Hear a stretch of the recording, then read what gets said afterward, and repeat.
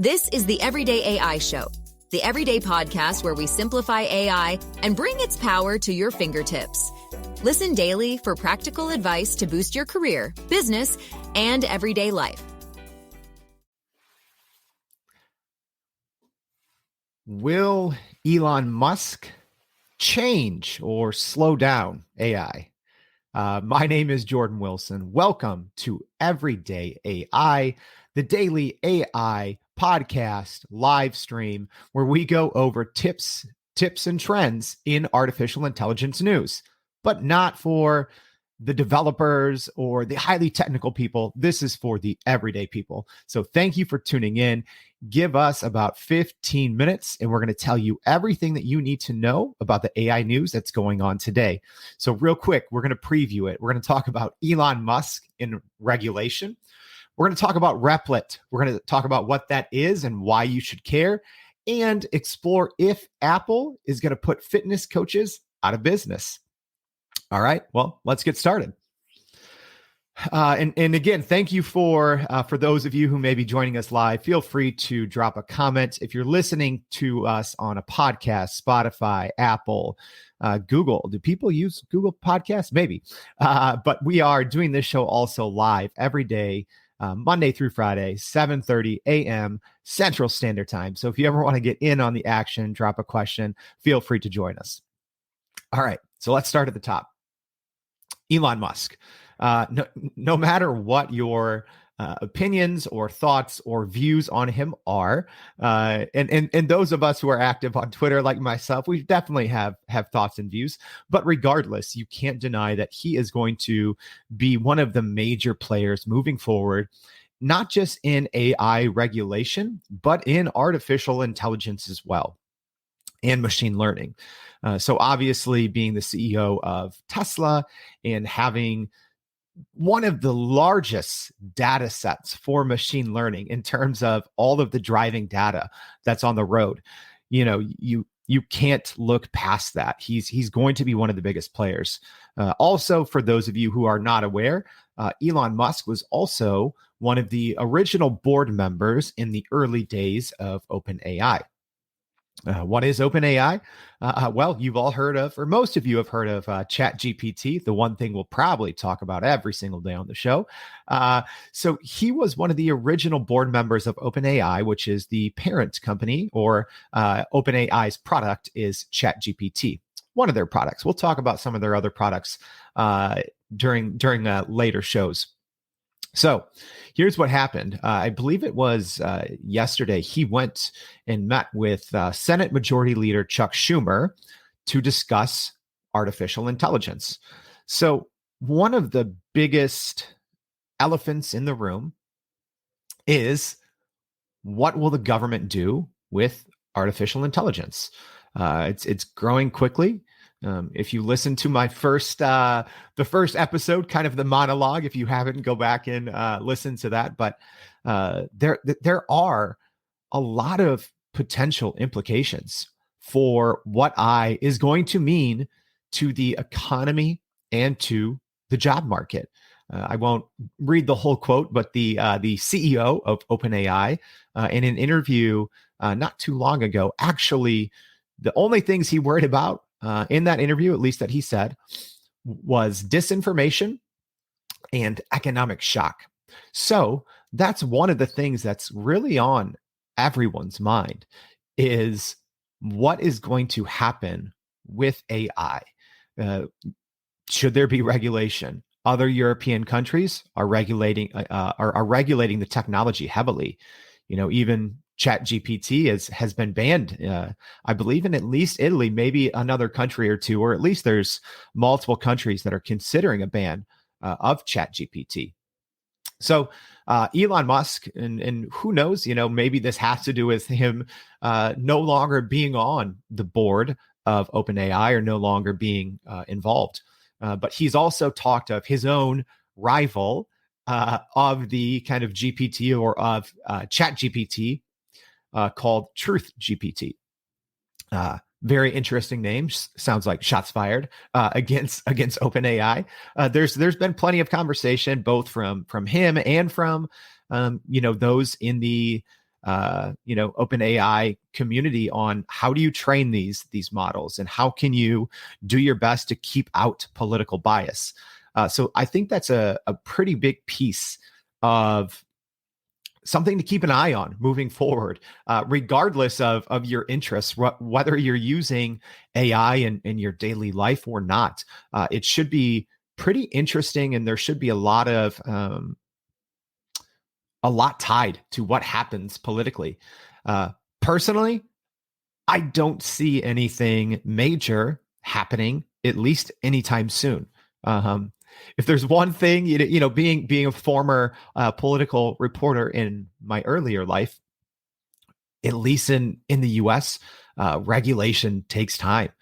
Things get stalled in government. So I think a lot of people, myself included, and I'm sure some politicians, see the economic upside of having AI and of having this technology for businesses. It's incredible. The potential output to grow.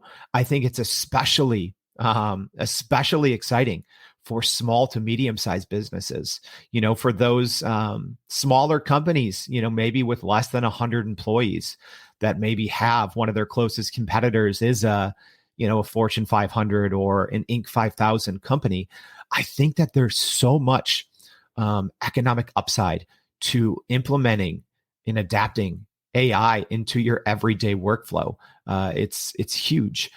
So I don't think that a lot of regulation will come soon, at least anything meaningful, anything that's kind of on the level of a pause, right? So that's the other thing.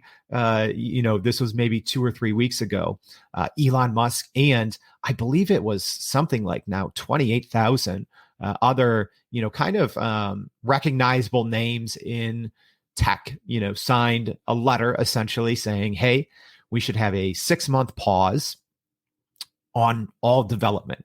And I think for the most part, in a kind of system in the United States where we're always going after profit, it's really just been the US and China for the most part, pushing kind of the AI race. So I don't see any huge regulation coming anytime soon. So let me know what you think. Drop a comment on one of our streams. Send us an email, info@youreverydayai.com. Let us know what you think. All right, let's move on. So our second big news item of the day in AI is Replit. So what is Replit and why should you even care? Both great questions. Let me explain it to you. So I assume the majority of people watching and listening are not developers. Maybe some of you are, could be wrong, but Replit is essentially a way to, it's a lot of things, but I'm going to explain it to the non-technical person, such as myself.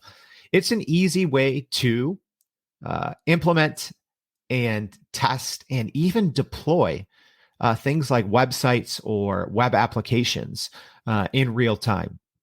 So let me kind of tell you the two different ways that you can do something like that. So you could buy a domain and then you could set up hosting for that domain. So your kind of domain can go live. And then you'd also need to do a lot of technical things if you wanted to get a website up from scratch. You might have to install what's called a content management system, a CMS, like WordPress or Webflow or Squarespace. So you might have to do that, or you can do things kind of by hand. And there's a lot of different applications that you can use or languages that you can kind of build a website in. But a lot of standard websites will have 3 files. It's an HTML, a CSS, and a JavaScript. Sometimes they're combined, some of those. But let's just say for an easy sake, you have 3 files. So if you kind of go your own route and on your own domain, your own hosting, either you're using a CMS or you're uploading, 2 to 4 files and having to constantly update those. So to just see if something works, to build a website, to have a sandbox or a playground if you're testing out new things for your startup or for your company, there's a little bit of not a huge cost, but there's a cost and there's time and there's development. You're having to worry about things like name servers. You're having to set those up. So there are some technical hurdles to even just saying like, okay, I have an idea for a website or for an application. Let me see if I can get this live. So what Replit is, sorry, that was long-winded, but what Replit is, it's a free platform that just allows you to log in and do it. You don't have to buy a domain. You don't have to buy hosting. You don't have to mess around with name servers or anything technical. So if you want to try out some new code or a web application, it's an easy way to do it. So Replit yesterday closed a nearly $100 million fundraising round at I think it's just over a $1 billion valuation. Here's why that's important. For a beginner, we'll talk about this in later episodes. This is something I even personally toyed around with. Again, I'm not a developer, but I created a version of, I'm trying to remember what it was. I tried it with a couple games, but with Chat GPT, I just asked it to code for me. And I said, hey, give me the files. I'm not a coder. And I was creating versions of kind of classic arcade games, very simple ones, Pong, Breakthrough, but in less than a minute. But I was only able to do that quickly with Replit. Again, this is not a sponsored segment, but I think it's important for the everyday people to understand that if you do want to, learn basics of coding, if you do want to, see, what you can even do just as a non-technical person working with ChatGPT. It's amazing. So check that out. Check out Replit. All right. Our third item on today's biggest news is Apple. Are they going to be putting fitness coaches out of business? Well, I don't know, but it seems like that might be part of their plan. So Apple, one of the largest companies in the world, I think they were number one. They might be 2 or 3 now. I'll have to look it up. But they announced plans for Quartz. So what Quartz is going to be, it's going to be an AI-powered health service. So if any of you, like me, have an Apple Watch, sometimes you get that buzz, or for me, I get it a lot because I work long days. I sit down and the watch says like, hey, Jordan, you should probably get up and move around. Or sometimes it says, hey, Jordan, you might need to breathe, right?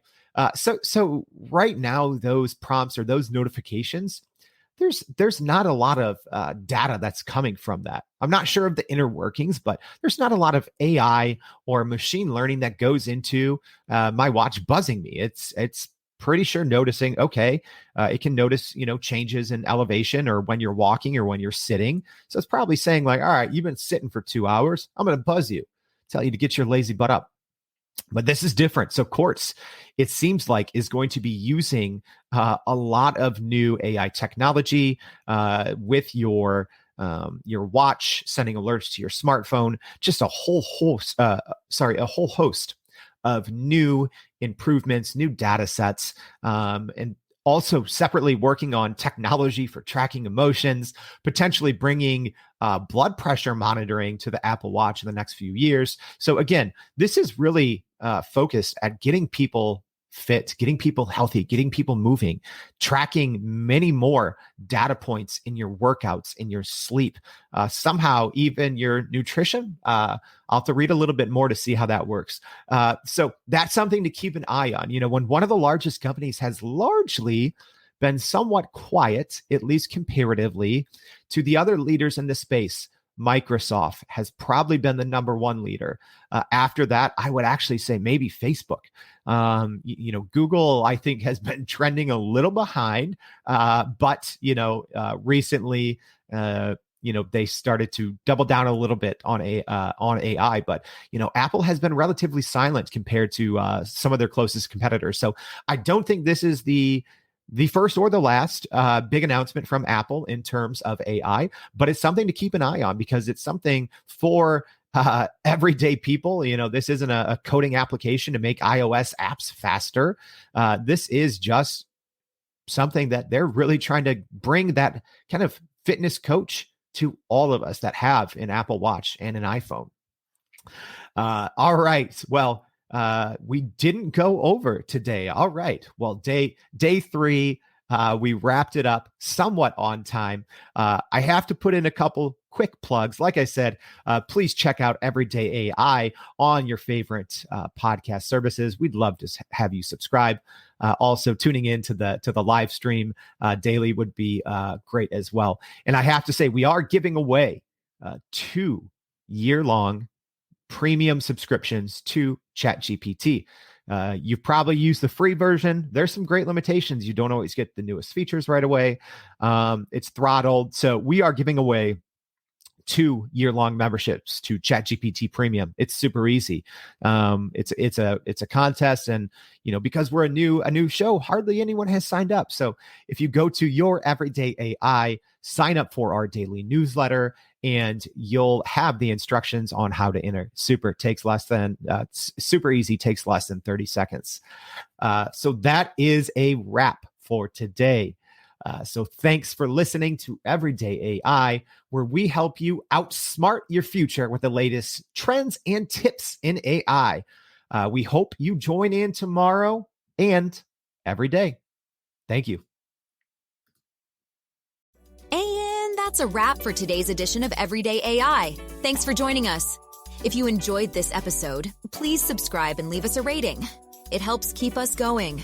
For a little more AI magic, visit youreverydayai.com and sign up to our daily newsletter so you don't get left behind. Go break some barriers, and we'll see you next time.